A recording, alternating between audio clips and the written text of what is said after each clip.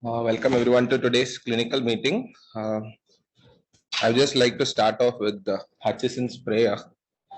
From inability to let well alone, from too much zeal for the new and contempt for what is old, from putting knowledge before wisdom, science before art, and cleverness before common sense, from treating patients as cases, and from making the cure of the disease more grievous than the endurance of the same, good Lord, deliver us. So we'll start off with the first presentation for today, Dr. Evangeline. Mind you, gut.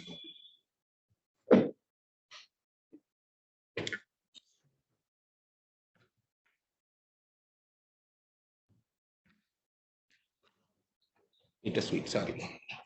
Good morning, everyone. I'll be presenting on the topic bittersweet. So,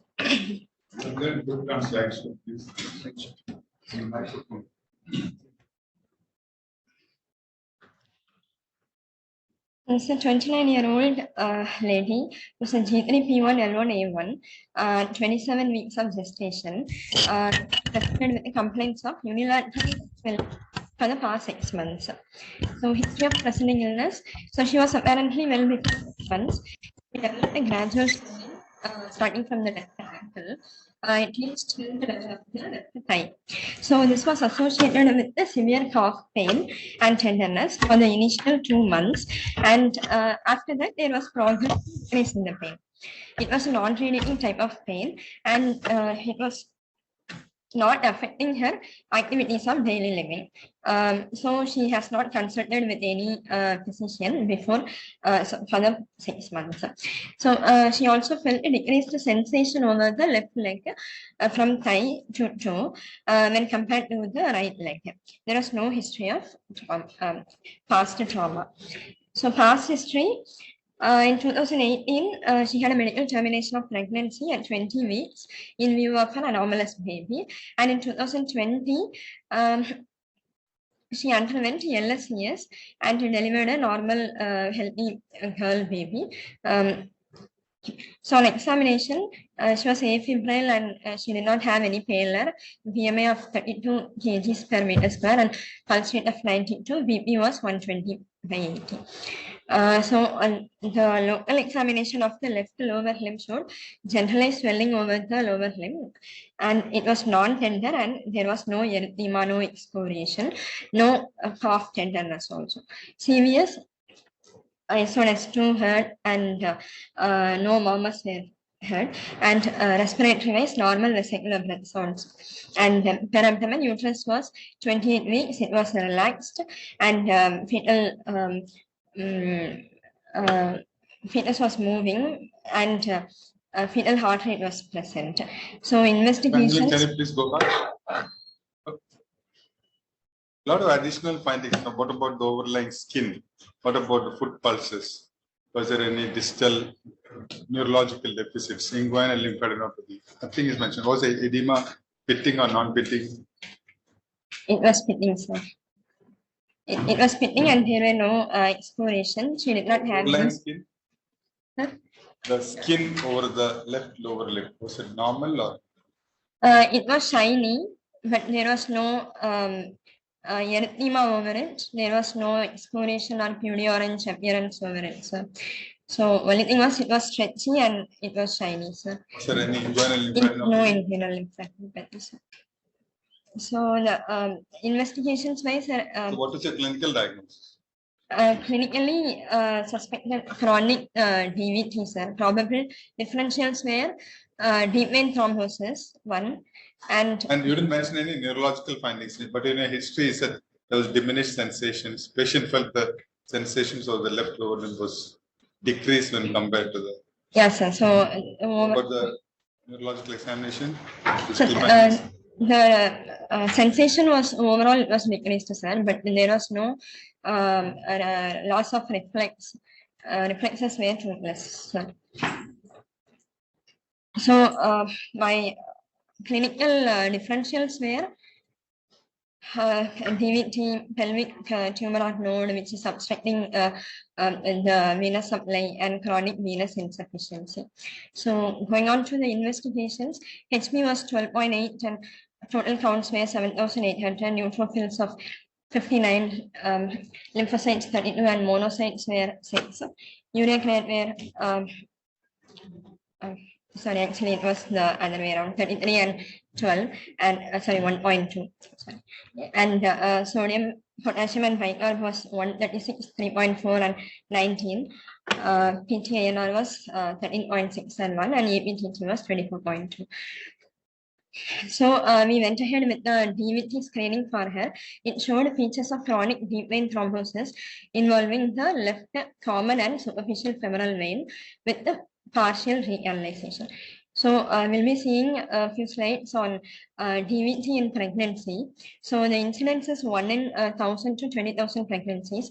It is actually uncommon, but it is one of the leading causes of mortality and morbidity in antenatal women. So the physiological changes which occur in pregnancy that can lead to DVT are increase in fibrinogen factor 7, 8, 10 levels and von Willebrand factor levels, and plasminogen activator 1 and 2 is also getting increased. And there is a decrease of proteinase levels. So as we know, thrombosis occurs when, based on the words of Strayed, like when there is stasis, vessel wall injury, and hypercoagulability. In pregnancy, stasis occurs because of hormonal induced decrease in the vessel tone, venous tone, and obstruction of the venous outflow by the enlarging uterus.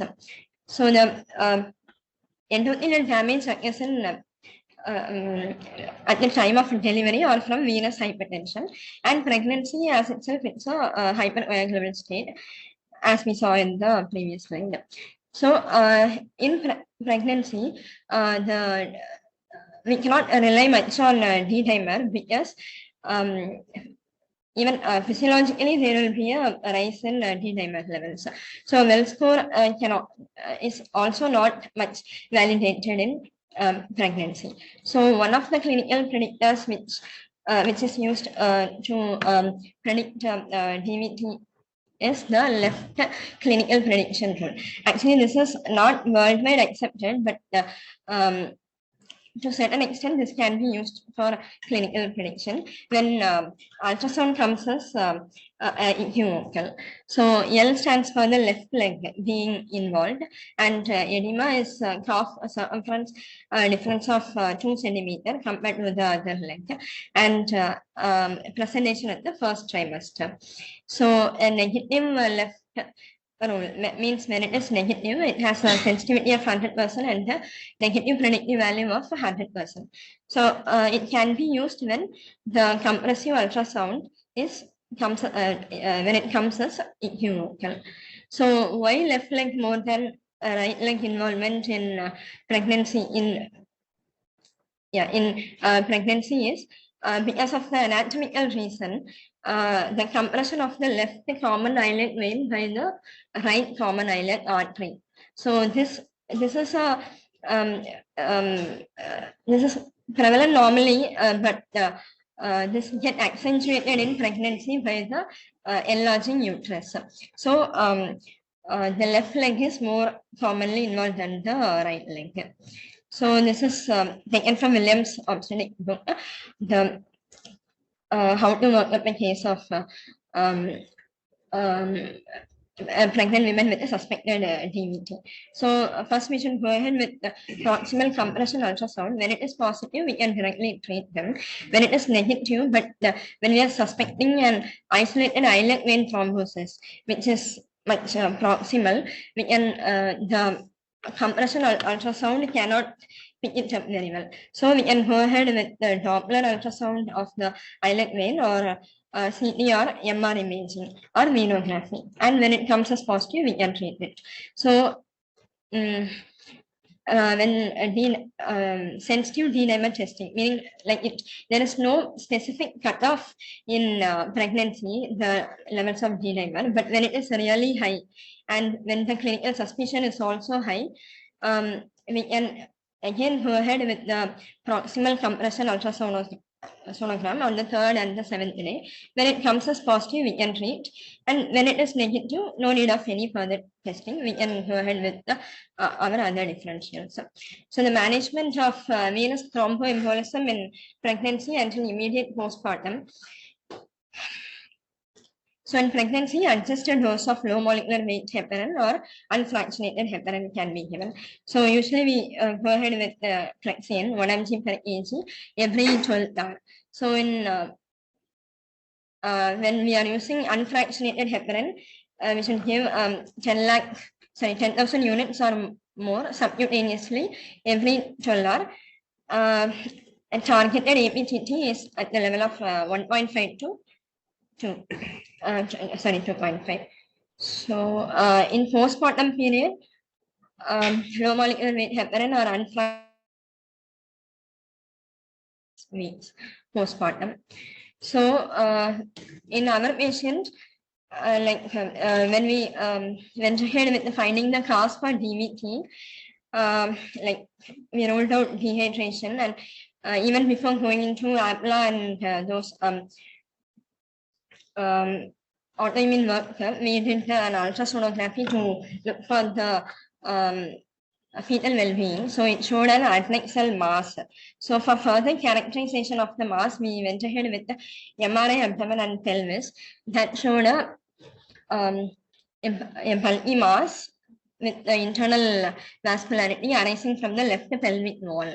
So this was actually infiltrating the left rectus sheath, and it extends through the left sciatic foramen and encasing the sciatic nerve, which was actually the cause for the reduced sensation over the left limb. And it also it encases the left external vessels. The vessel was also containing tumor thrombus. So we went ahead with the ultrasound guided FNAP. So it came as fibromatosis. So there were no evidence of malignancy, but the features were suggestive of fibromatosis, which is a benign tumor, which usually arises from the soft tissue. So like to look for any meds, actually we so this tumor actually has a infiltrating property similar to that of malignancy. So we went ahead with the HRCT thorax to see if there were any mets. No, so there were no metastases. So occult neoplasms are known risk factors for venous thromboembolism, but we should also consider soft tissue neoplasms to be the cause for spontaneous DVT and pulmonary embolism. So my learning points are like left score and anticoagulation in pregnancy, left leg being more involved in DVT, and benign tumor as a cause for DVT. Thank you. Questions from the audience?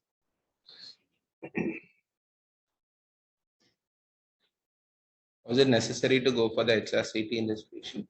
Do you have any findings clinically? No, sir, there are no findings, but she has 28 weeks, right? She has 28 weeks. 28 weeks plus 4 days, sir.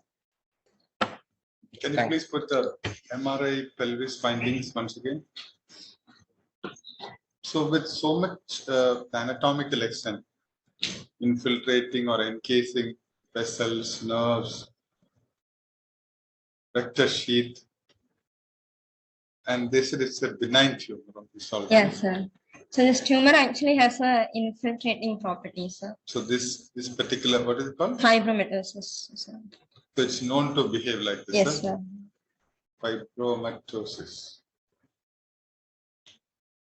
Source of this is from the ovaries itself, or was it from the uterus or the ovary? It was from the lateral pelvic wall. Wall. Yeah. But not involving ovaries, just impinging on the uterus and the Yeah, just pushing Not the. an nextal. It's something similar to IgG4 disease. Something. IgG. IgG4 disease. No, it's not it. Like incidence of this, have you read up on incidence of fibromatosis in pregnancies? No, sir. Thanks. Other thing is that the duration of anticoagulation, she will need